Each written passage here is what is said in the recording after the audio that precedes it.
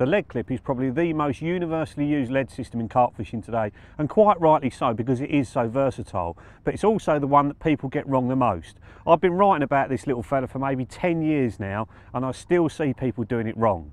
And the major mistake that people make is the swivel that goes in the end of the lead clip isn't in tight enough. It gets pulled in about half the distance, and when you get a take, it pulls out at the end, and that means the lead will never come off. If the swivel pulls out before the lead comes off, the lead will never release.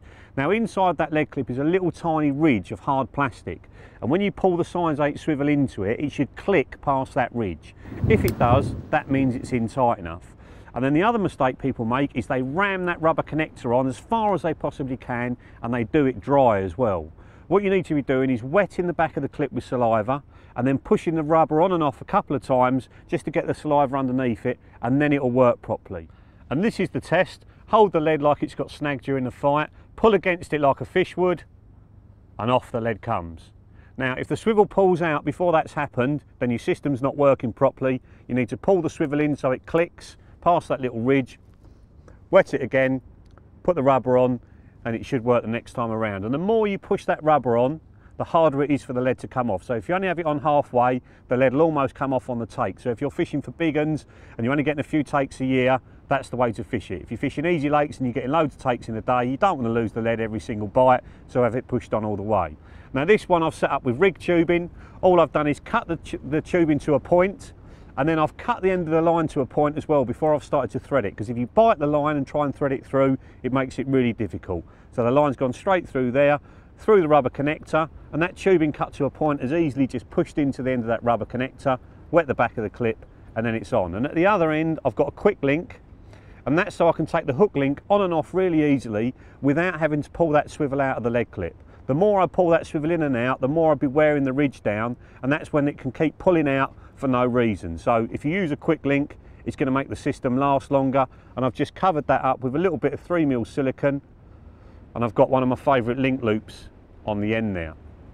Now, since this lead clip came out, there's been a new development with them, and we've brought out a product called a hybrid lead clip, where the swivel is actually moulded inside the lead clip, so there's no way it can pull out at all. So let's show you that one.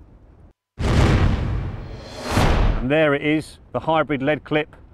It may look fairly insignificant to you, but to me that is a thing of beauty. That has taken a hell of a long time to get right, mainly because that moulded swivel inside the lead clip is so hard to keep in place when we're moulding that around it. But the old injection moulders have done it in the end, and they've done it in the safe zone colours as well. So all the lead clips, rubbers and hybrid lead clips are now available in the transparent colours to blend in even better on the bottom. You can see there the main line is just tied to that eye. If you want to use lead core, you just loop to loop it on, and then at the other end we've given you a ring swivel so you can tie the hook link directly to the ring swivel if you want to, or what I do, I chop the ring swivel off and I replace it with a quick link from a quick change hook links. Exactly the same rules apply. Just wet the back of it, push on your rubber connector and hold it, and then bang, off it comes. And because that swivel cannot pull out, the lead has to come off. So to my way of thinking, this is the only system that 100% guarantees you're going to eject the lead. So that's all you need to know about how to set up lead clips correctly. And if you've never used them before, that's what you want to get onto. A lead clip action pack. It's got 5 of everything in there to make up 5 rigs. And then the safe zone leaders have just come available with the hybrid lead clips on as well. And a couple of the other reasons people use lead clips is you can change the style and weight of the lead without having to cut the line, and you can also take your leads off your rods when you're not fishing them so you don't clatter your rods around.